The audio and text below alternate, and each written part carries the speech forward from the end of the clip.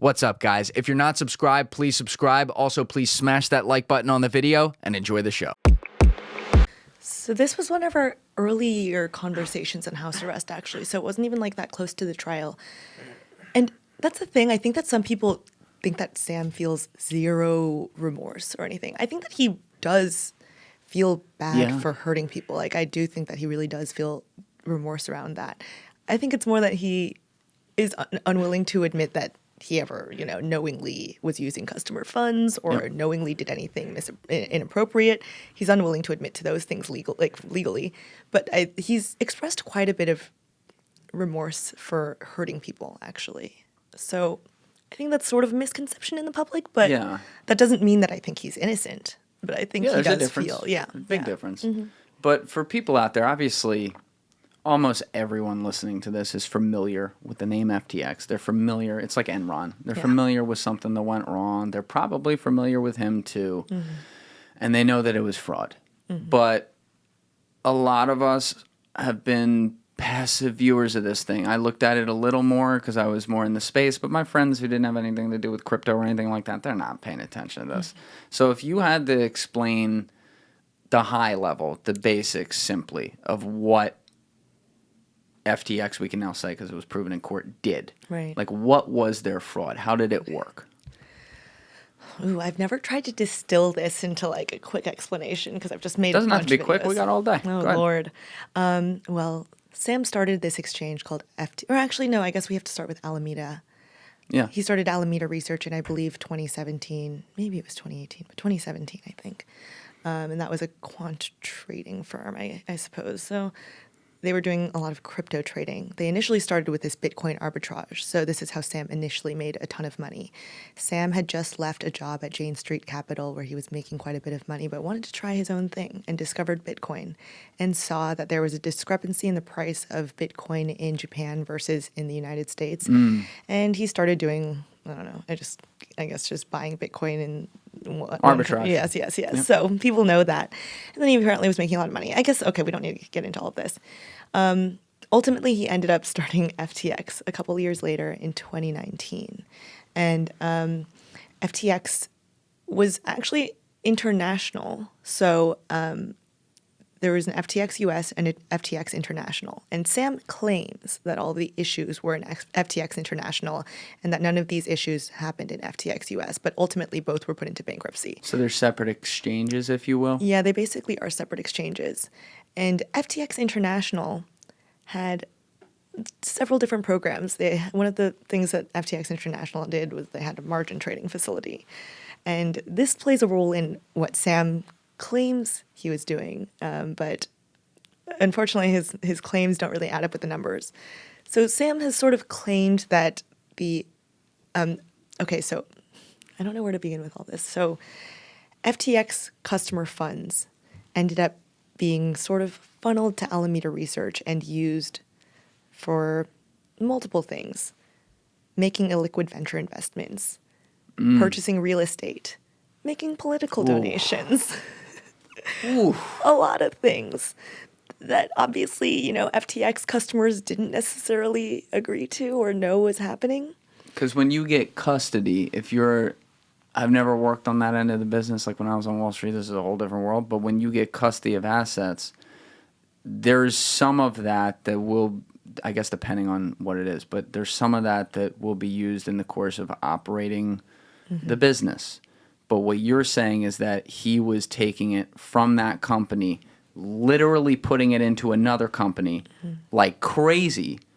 People's funds that are promised, meaning they're just numbers on a page, and if they go to withdrawal, they're expected to receive their withdrawal.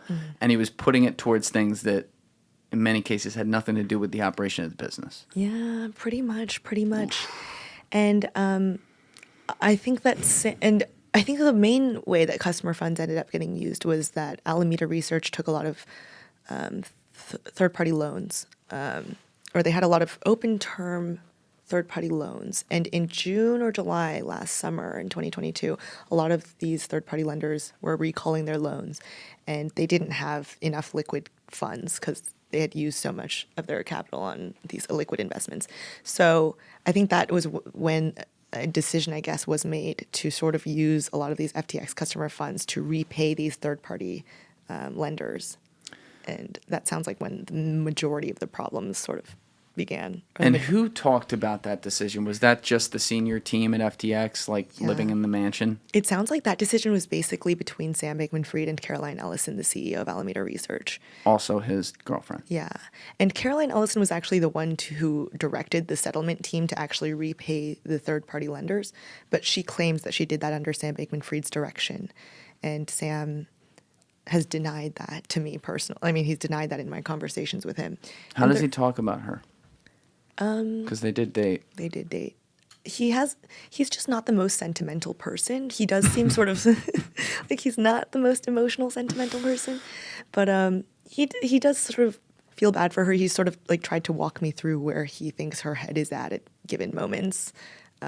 He's told me that apparently she is actually quite religious for a lot of her life. And he was like, I don't know if she just feels the need to sort of like, I don't know, come to sort of confess everything she's done. And that's interesting. yeah, so he's tried to walk me through a lot of that. But he said their relationship didn't end necessarily well, so they weren't on the best of terms afterwards. Yeah, no kidding. Yep. I don't think like international fraud on a scale we've never seen is a good way to end a relationship. But that's just me. Exactly, right? Yeah, so apparently they weren't on speaking terms for a lot of this, and they were just like, yeah, so it didn't end too well. Oh, but I guess going back to the explanation, well, Sam claims that he felt that the customer funds that they were using were sort of they were allowed to use those funds. How did he defend that? Well, because he claims that, well, FTX International had a margin trading facility, and Alameda Research was a customer of FTX. Granted, no other customers were allowed to use that amount of money, billions and billions of dollars, without posting collateral or enough collateral. And I think the collateral they were posting was like FTT token. But oh, that's nice. yeah. So, but Sam basically has like said, like, I didn't think I was doing anything wrong. I didn't think I was doing anything improper. I thought that like Alameda is a customer of FTX, so we got to like borrow money on margin. I'm kind of No, you're doing stupid. a great job. This is really good because you're keeping it high level. That's what I want. Okay. If we're going into on this part of the balance sheet, that no one's going to follow, including me. So this is good. Well, I guess that's been Sam's main excuse, was that he said that, you know, Alameda is a customer of FTX. They had a right to borrow some of the money. But just the thing is that at the end of the day, through a lot of the witnesses that came up in trial and people who just analyzed the finances, they were like, the numbers don't add up. Like, you used way more money than the people who actually agreed to have their funds being lent out, et cetera. Right. So obviously his excuse didn't turn out to be true. And I don't know, at the end of the day, like, I think I kind of get the sense that in Sam's mind, he probably just felt that they had infinite money. Like, I don't even know if he was being careful about how much money they were using. No, he definitely. If you look at the contracts, he's throwing $15 million to Kevin O'Leary for like 3 hours. Exactly. You know, which turned out to be a good investment because the guy said, like, after he's arrested, like, I might still invest in him. So I guess, you know, money buys some loyalty. This is true. You know, he's throwing, and people like to get on all these celebrities and athletes who took it. Listen, it's hindsight. Totally. They were the biggest company in the world for the biggest thing. Their agent's coming to him and saying, this guy wants to offer you $20 million. They feel bad for him. He's like a little nerd, but they're like, wow, he's a billionaire too. And he's like, nice. So they're like, all right, you're paying? I'll take it. Totally. There's no, like, if we end up finding out that some of these guys, like, knew it and started doing something, that's different. Yeah. But that's... They didn't fucking know. Yeah, that's not the vibe I get here. Yeah. Thank you for watching the video, guys. Please hit that subscribe button and check out this clip's full podcast episode by clicking here or in the description below.